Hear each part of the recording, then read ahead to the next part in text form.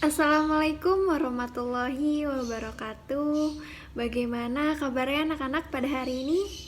Semoga kalian sehat selalu dan tetap semangat, dan alhamdulillah kita dapat bertemu kembali pada pembelajaran hari ini, yaitu mata pelajaran OTK Sarana dan Prasarana. Baik, sebelum memulai pembelajaran, alangkah baiknya kita berdoa terlebih dahulu. Berdoa dimulai.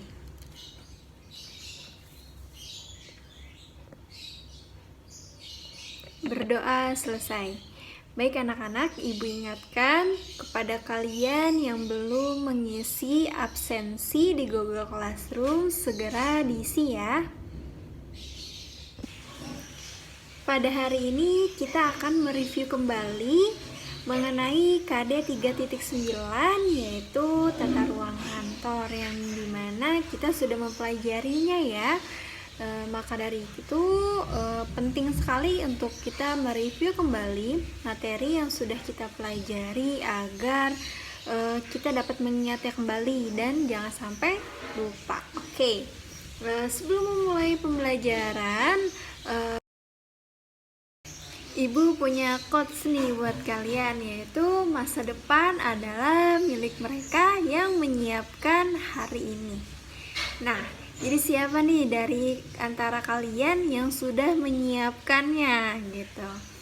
Nah, untuk menyiapkan masa depan yang lebih baik, kalian tentu saja perlu adanya proses, yang dimana proses itu juga termaksud dalam pembelajaran hari ini, agar kalian bisa mengetahui bagaimana tata ruang kantor yang akan nanti kalian terapkan di tempat kerja kalian atau di kantor kalian gitu ya. Nah, apa itu tata ruang kantor? Nah, kalian masih ingat gak nih tata ruang kantor itu apa sih? Ayo, ada yang ingat gak? Atau lupa nih? Kalau lupa, selanjutnya yaitu tata ruang kantor itu berasal dari bahasa Inggris, yaitu office layout atau sering disebut juga layout. Nah, tata ruang kantor itu adalah pengaturan perabotan, mesin, dan sebagainya di dalam ruangan yang tersedia.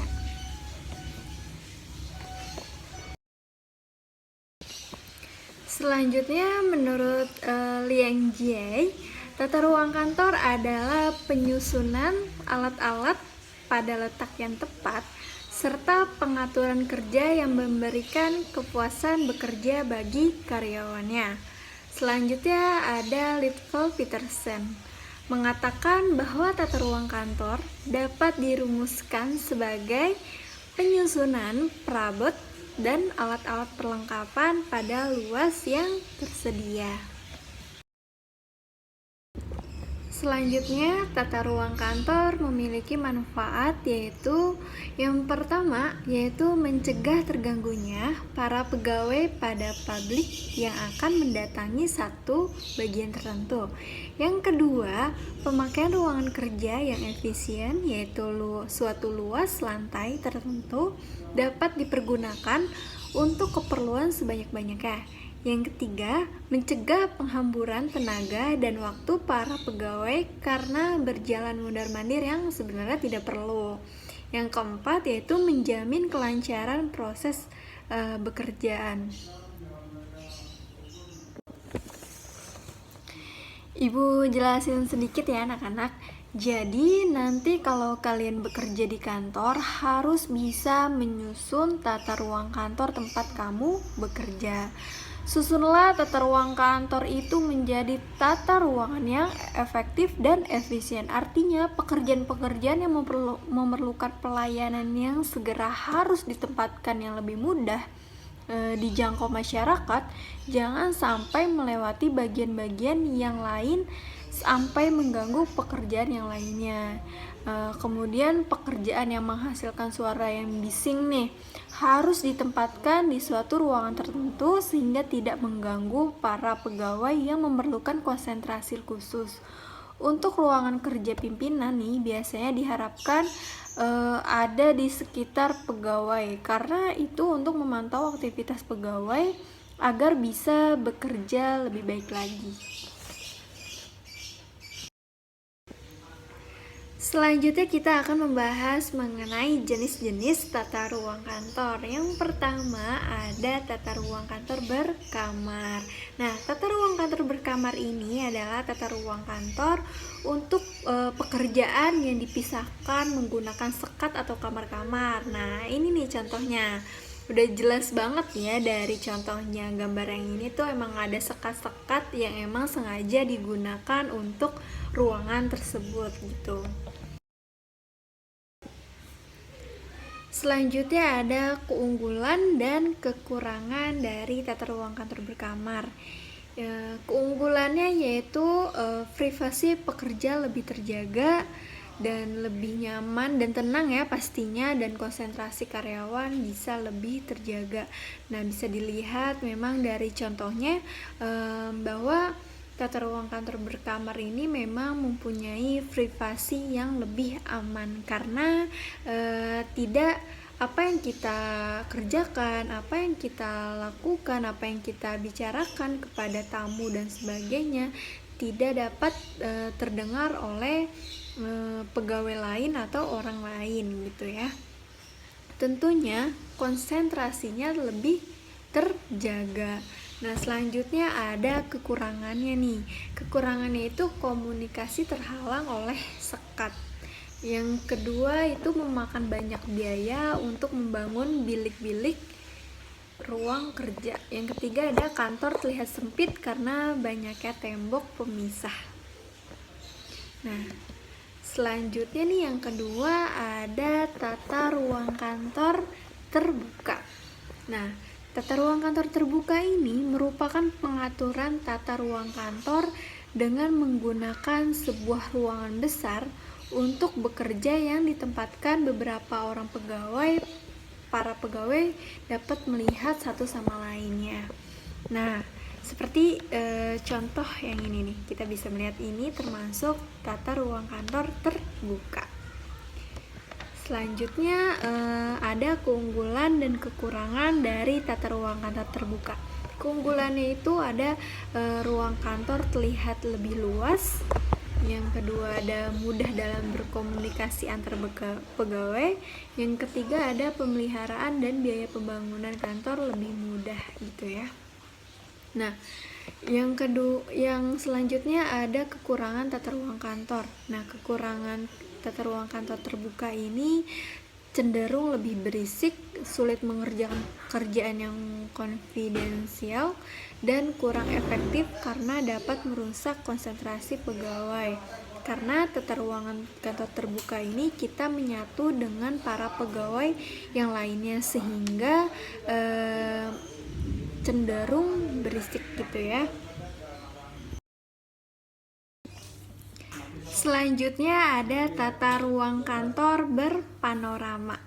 Nah, tata ruang kantor berpanorama ini adalah tata ruang kantor yang dihiasi oleh taman, dekorasi, dan hiasan lainnya. Nah, tata ruang kantor berpanorama ini tentunya mempunyai keunggulan dan kekurangan. Nah, yang pertama keunggulannya yaitu kantor terlihat lebih segar dan asri karena dia dihiasi oleh tanaman-tanaman, tumbuhan gitu ya. Yang kedua ada stigma kantor yang kaku menjadi lebih menyenangkan gitu ya. Kayak berasa bukan di kantor. Nah, selanjutnya dapat meningkatkan kreativitas pegawai gitu. Karena tata ruang kantor berpanorama ini didesain dengan seasri mungkin, senyaman mungkin, jadi dapat meningkatkan kreativitas para pegawainya gitu. Nah, kekurangannya itu biaya perawatan dan renovasi kantor mahal. Kenapa mahal? Karena tanaman-tanaman dan hiasan itu perlu adanya perawatan. Nah, perawatan itu membutuhkan biaya tersendiri. Maka dari itu bisa dibilang biaya perawatannya mahal gitu ya. Dan selanjutnya, desain yang tidak sesuai malah membuat ruangan terlihat aneh. Maka dari itu perlu arsitektur yang handal dalam mendesain tata ruang kantor berpanorama. Selanjutnya, banyak ornamen-ornamen yang sebenarnya tidak perlu. Maka dari itu perlu didesain sebagus mungkin, semaksimal mungkin apa yang diperlukan dan mana yang tidak diperlukan. Selanjutnya yang terakhir ada tata ruang kantor gabungan. Nah, tata ruang kantor gabungan ini berarti gabungan nih antara dari ketiga bentuk tata ruang kantor yang sebelumnya, yaitu tata ruang kantor berkamar, terbuka, berpanorama. Nah, di gabungan ini ada semuanya ya. Nih, contohnya di sebelah sini. Adapun keunggulan dan kekurangan tata ruang kantor gabungan, yaitu keunggulannya yang pertama dapat menyerap keunggulan dari jenis-jenis tata ruang kantor yang lain. Yang kedua, tampilan terlihat lebih dinamis dan tidak kaku karena tata ruang kantor tersebut ada yang berkamar, ada yang terbuka, ada yang berhias, jadi tidak membosankan gitu ya. Terus ada yaitu bebas mendesain ruang kantor sesuai keinginan perusahaan. Itu misalkan nih ruang pimpinan menggunakan berkamar, sedangkan staff-staffnya atau kru-krunya itu ruang kantor terbuka, ruang kantor berpanorama. Jadi sesuai dengan keinginan dan kebutuhan dari perusahaan. Selanjutnya ada kekurangan.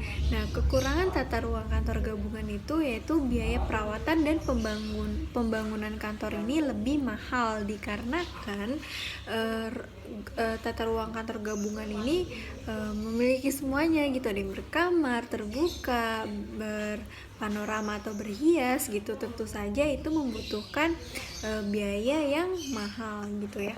Selanjutnya adalah desain ruang kantor jadi tidak jelas dan kurang tertata. Dan yang ketiga ada fungsi dari masing-masing ruang jadi kurang jelas. Nah, selanjutnya kita akan membahas mengenai prosedur tata ruang kantor. Nah, prosedur tata ruang kantor ini dilakukan dengan langkah-langkah sebagai berikut. Yang pertama, mengidentifikasi terlebih dahulu aktivitas kantor dan komponen fisik dalam satu kesatuan yang efisien. Nah, faktor yang harus diidentifikasi yaitu ada pekerjaan yang harus dilaksanakan, proses yang digunakan, peralatan mesin yang digunakan, ruangan yang tersedia, penerangan yang tersedia, dan karyawan yang melaksanakan. Yang kedua ada yaitu membuat skema denah dari seluruh unit rencana tata ruang kantor dengan memakai skala tertentu yang mencantumkan panjang dan lebar ruangan serta beri tanda tempat pintu, jendela, dan lainnya. Yang ketiga ada penempatan meja dan kursi pegawai dengan peralatan lainnya berpedoman kepada rancangan atau pola yang sudah dibuat. Yang keempat ada pembuatan gambar denah atau konsep tata ruang harus memperhitungkan kemungkinan penambahan atau pengurangan jumlah pegawai, perubahan peralatan kantor, perubahan prosedur kerja, perubahan atau pengembangan organisasi dan penambahan atau pengurangan pekerjaan gitu ya.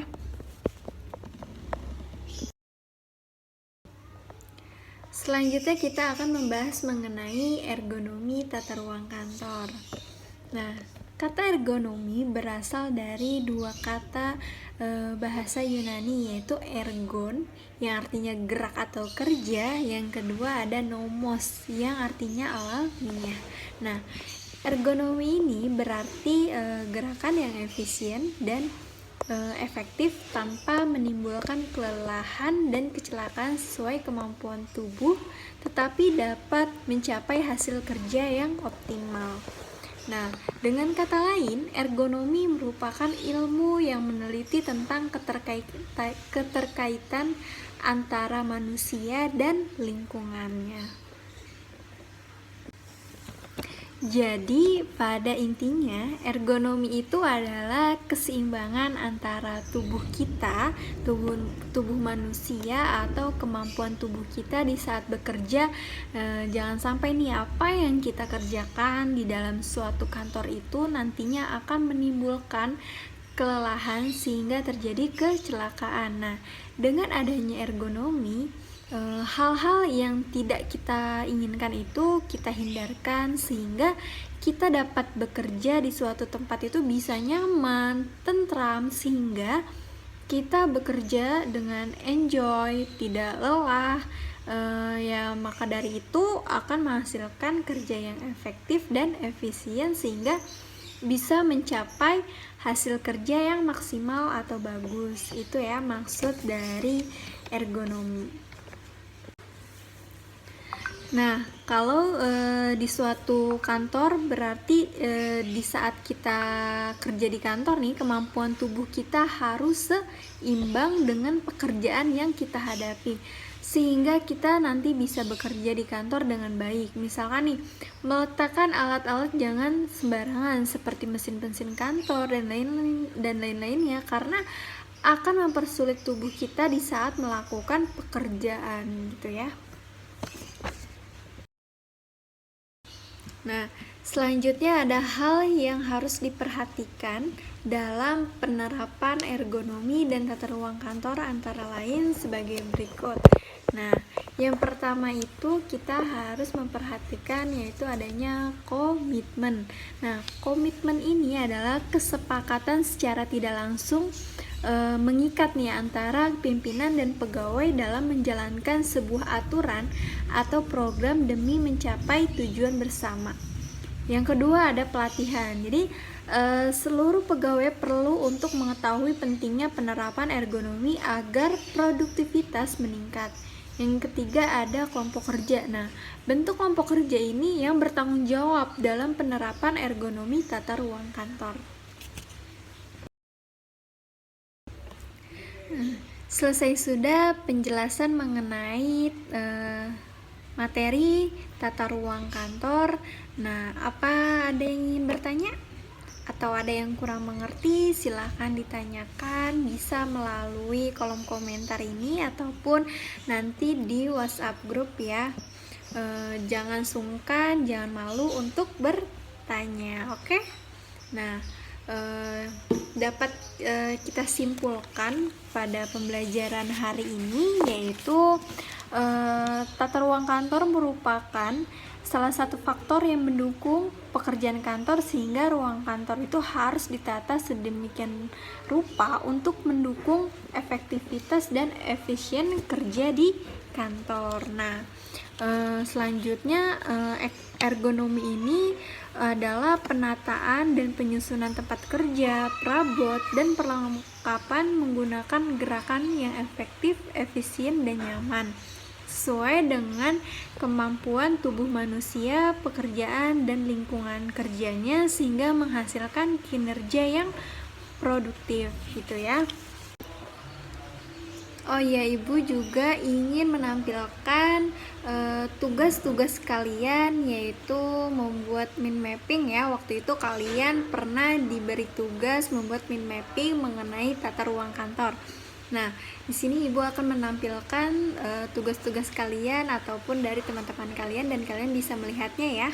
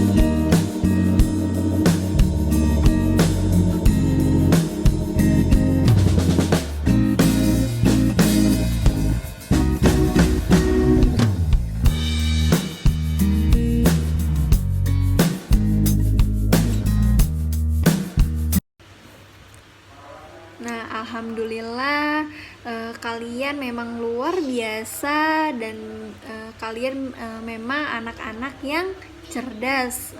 Bisa dilihat dari pekerjaan tugas-tugas kalian memang luar biasa dan sangat baik dalam mengerjakan tugas-tugas, dan saya acungi jempol untuk kalian. Pokoknya terus semangat dan jangan pernah merasa malas dalam belajar. Oke? Kita akhiri pembelajaran pada hari ini. Oh iya, Ibu hampir lupa bahwa pertemuan selanjutnya kita akan mengadakan ulangan harian mengenai KD 3.9 ini, yaitu mengenai tata ruang kantor. Kalian harus mempersiapkan dan benar-benar dipelajari ya. Sekian pembelajaran kita pada hari ini, kurang lebihnya mohon maaf. Wassalamualaikum warahmatullahi wabarakatuh.